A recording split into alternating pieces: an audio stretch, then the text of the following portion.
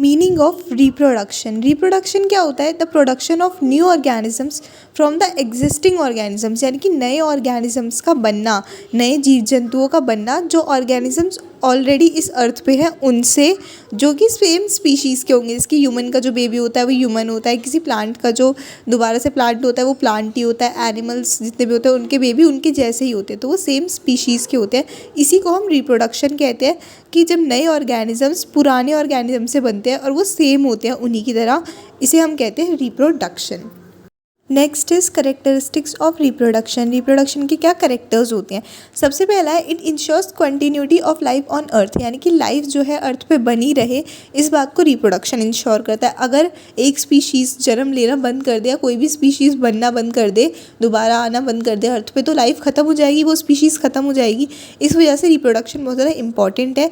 Next point भी इसी से रिलेटेड है कि सर्वाइवल के लिए जो स्पीशीज़ डिफरेंट स्पीशीज़ है, ह्यूमन, डॉग, कैट, जितनी भी मतलब अलग अलग स्पीशीज़ भी जितनी भी आ जाती हैं, सारे एनिमल्स, सारे प्लांट्स, इन सब के सर्वाइवल के लिए, इन सब के जीवित रहने के लिए रिप्रोडक्शन बहुत ज़्यादा इंपॉर्टेंट हो जाता है।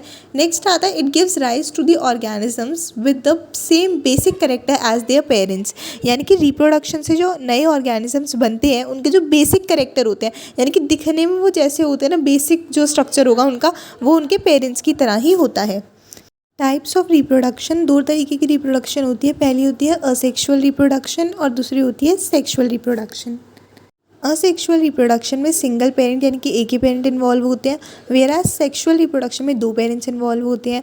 असेक्सुअल रिप्रोडक्शन जो है सिंपल ऑर्गेनिजम्स या फिर प्लांट्स में देखने को मिलती है।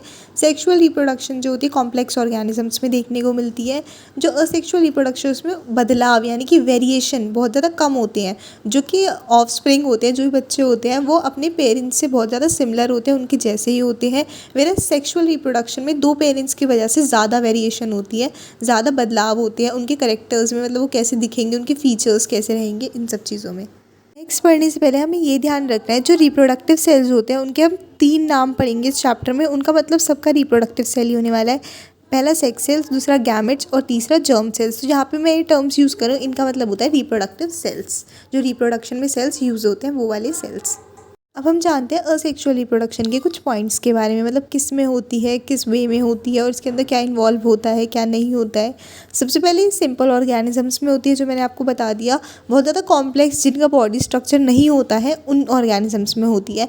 ये सिंपलेस्ट वे ऑफ रिप्रोडक्शन होती है। अब सिंपल ऑर्गेनिजम्स में हो रही है तो वो सिंपल ऑर्गेनिजम्स कौन सा वे ऑफ रिप्रोडक्शन लेंगे? जो सिंपल हो, तो ये सिंपलेस्ट वे ऑफ रिप्रोडक्शन भी होता है। इसमें जर्म सेल्स, सेक्स सेल्स या फिर रिप्रोडक्टिव सेल्स, एक ही बात है, मैंने आपको बोलता इनका यूज़ नहीं होता है। सिंगल पेरेंट्स इन्वॉल्व होते हैं, यानी कि एक ही पेरेंट्स से ऑर्गेनिज्म बनता है। जो नया ऑर्गेनिज्म बनता है उसके जो बॉडी पार्ट्स होते हैं वो या ज़्यादातर अपने पेरेंट्स की बॉडी से ही बने हुए होते हैं। ये हम समझेंगे अभी आगे की वीडियोज़ में। असेक्सुअल रिप्रोडक्शन जो होता है वो 6 टाइप्स का होता है। पहला होता है हमारा फिजन। फिजन के 2 टाइप्स होते हैं, बाइनरी और मल्टीपल। फिर आता है हमारा बडिंग। बडिंग के बाद आता है हमारा spore formation, then regeneration, fragmentation and vegetative propagation. अब हम इन सब के बारे में एक एक करके पॉइंट बाय पॉइंट पढ़ने वाले हैं और हमें याद रखना है असेक्सुअल रिप्रोडक्शन के 6 टाइप्स जितने भी हैं ये सिर्फ सिंपल ऑर्गेनिजम्स में देखने को मिलेंगे। नेक्स्ट देखते हैं फिजन की डेफिनेशन को। फिजन का मतलब क्या होता है? स्प्लिटिंग इनटू, यानी कि टूट जाना या फिर किस चीज़ में डिवाइड हो जाना। सो फिजन की डेफिनेशन है अ यूनिसेलुलर ऑर्गेनिजम्स स्प्लिट्स और डिवाइड्स इनटू 2 और मोर ऑर्गेनिजम्स। जब एक यूनिसेलुलर ऑर्गेनिज्म होता है वो दो या दो से ज़्यादा पार्ट्स में डिवाइड हो जाए या फिर टूट जाए तो हम उसे फिजन कहते हैं। फिजन के 2 ही पार्ट्स होते हैं हमारे, बाइनरी और मल्टीपल। जो बाइनरी फिजन होता है उसमें वो यूनिसेलुलर ऑर्गेनिज्म 2 पार्ट में टूट जाता है और जो मल्टीपल होता है, मल्टीपल फिजन होता है उसमें मल्टीपल पार्ट्स में वही यूनिसेलुलर ऑर्गेनिज्म टूट जाता है या फिर डिवाइड हो जाता है। मैंने आपको बाइनरी का मतलब बताया 2 और फिजन का मतलब बताया टूटना। सो 2 पार्ट्स में टूटने को हम कहते हैं बाइनरी फिजन। जब एक यूनिसेलुलर ऑर्गेनिज्म, एग्जांपल के लिए हम अमीबा से समझते हैं, अमीबा जब 2 पार्ट्स में टूट जाता है, डिवाइड हो जाता है, तो हम उसे बाइनरी फिजन कहते हैं। सबसे पहले हम देखते हैं हमारा पेरेंट सेल था जिसके अंदर न्यूक्लियस और साइटोप्लाज्म था। उसका जो न्यूक्लियस होता है वो इलोंगेट होता है, इनकी फैलता है, फिर 2 अलग अलग पार्ट्स में डिवाइड होकर अल्टीमेटली वो टूट जाता है और एक सिंगल अमीबा से 2 अलग अलग अमीबा की फॉर्मेशन हो जाती है जिन्हें हम बोलेंगे डॉटर सेल्स। बाइनरी फिजन के और एग्जांपल्स देखते हैं तो होता है पैरामीशियम और लेशमीनिया। जो पैरामीशियम और लेशमीनिया होते हैं ये भी यूनिसेलुलर ऑर्गेनिज्म होते हैं और ये भी स्प्लिट हो जाते हैं या फिर डिवाइड हो जाते हैं 2 पार्ट्स में। जो इसमें होता है पैरामीशियम में सीलिया होता है। सीलिया क्या होता है, thin thin hair like structure होते हैं इसके ऊपर। और नेक्स्ट आता है लेशमीनिया। लेशमीनिया जो है काला अजहर फीवर यानी कि ब्लैक फीवर जिसको बोलते हैं उसे करता है, इसका रीज़न होता है लेशमीनिया। और इसके अंदर एक विप लाइक स्ट्रक्चर होता है जिसको बोलते हैं हम फ्लैगियम। अब हम देखते हैं फिजन का सेकंड पार्ट जो है multiple fission. So multiple fission में क्या होता है, बाइनरी में 2 पार्ट्स में ऑर्गेनिज्म डिवाइड या स्प्लिट हो रहा था, इसमें बहुत सारे ऑर्गेनिज्म एक सिंगल ऑर्गेनिज्म से बन जाते हैं। इसका एग्जांपल होता है हमारा प्लाज्मोडियम जिसे हम मलेरियल पैरासाइट कहते हैं, जो कि मलेरिया डिजीज़ को कॉज करता है। इसमें एक जो होता है हमारा सिंगल ऑर्गेनिज्म होता है वो बहुत सारे पार्ट्स में डिवाइड हो जाता है, टूट जाता है और हर एक पार्ट अलग अलग डॉटर सेल बन जाता है।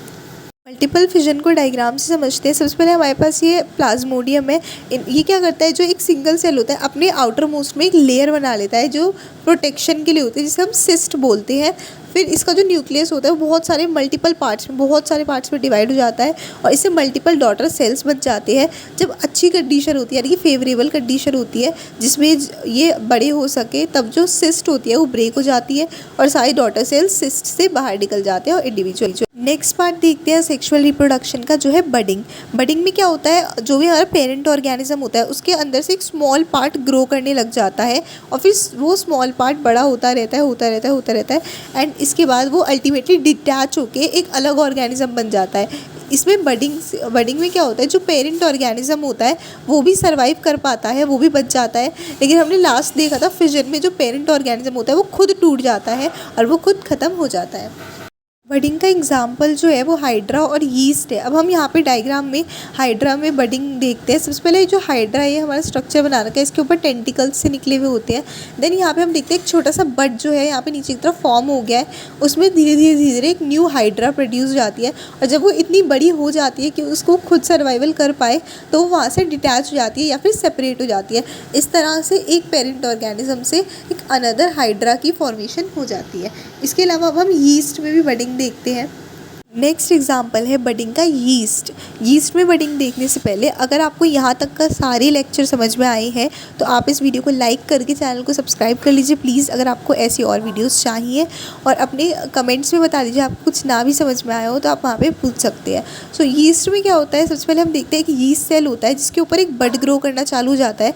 कभी कभी ये बडिंग का प्रोसेस इतना ज़्यादा फास्ट होता है कि जो नया बड बन रहा था उसके भी बर्ड्स बनने चालू हो जाते हैं ऊपर, जिसके हम देख सकते हैं डायग्राम में।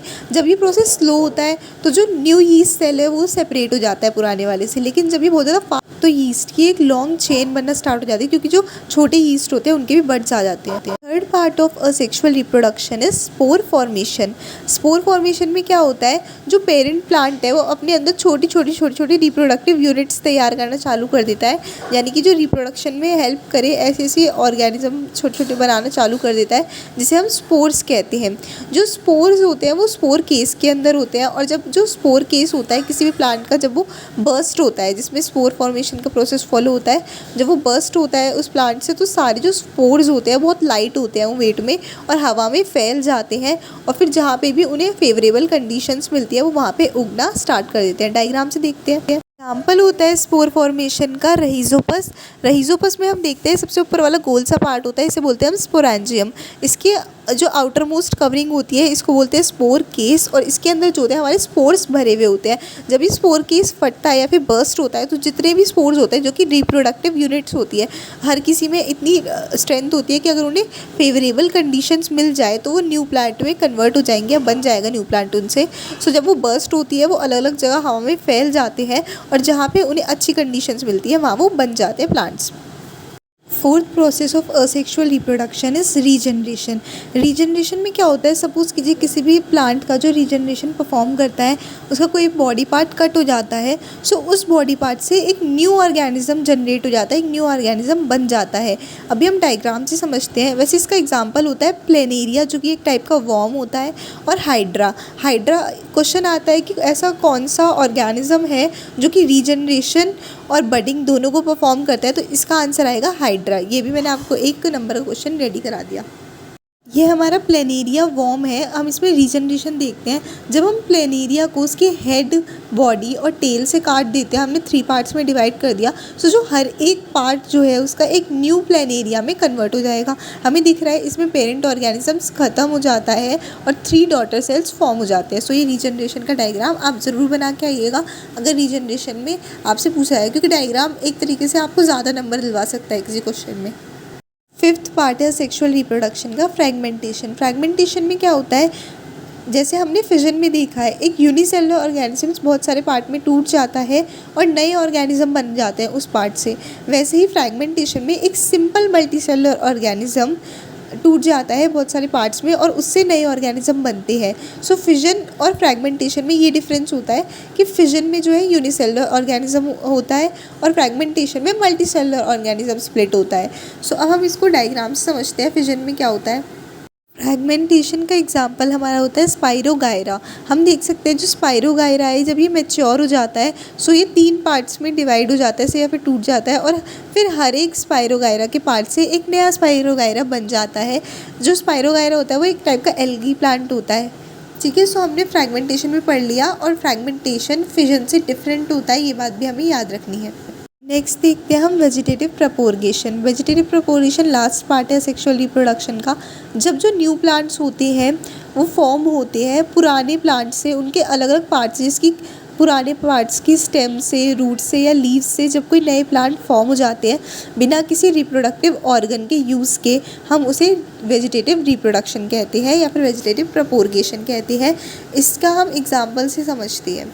हमने देखा जब किसी प्लांट्स के रूट से, स्टेम से या फिर लीव से कोई नया प्लांट आ जाता है उसे हम वेजिटेटिव प्रपोर्गेशन कहते हैं। इसका एग्जांपल हमारी जो एनसीईआरटी बुक में भी है वो है हमारा ब्रायोफाइलम की लीफ का। इसमें क्या होता है, लीफ के अंदर ही नए नए प्लांट्स आना चालू हो जाते हैं और फिर जो ये प्लांट्स होते हैं ज़मीन पे जब गिर जाती है लीफ, उसके अलग हो जाते हैं और एक नया प्लांट बन जाता है ब्रायोफाइलम का। सो इसके अलावा अगर आपको ये याद ना रहे, आपका मनी प्लांट होता है वो भी आप लिख सकते हैं और रोज़ में भी वेजिटेटिव प्रपोर्गेशन होता है। इसी के साथ हमारी सारी सेक्सुअल रिप्रोडक्शन के जो पार्ट्स होते हैं वो ख़त्म होते हैं। एंड होप आपको ये वीडियो यहाँ तक समझ में आई हो। अगर आपको यहाँ तक समझ में आया है सब कुछ, तो आप इस वीडियो को लाइक कर दीजिएगा और अपने फ्रेंड्स के साथ शेयर कर दीजिएगा। एंड अगर आपको कुछ भी डाउट आता है तो आप उसे कमेंट्स में पूछ सकते हैं। सो प्लीज़ आप हमारे चैनल को सब्सक्राइब कर लीजिएगा।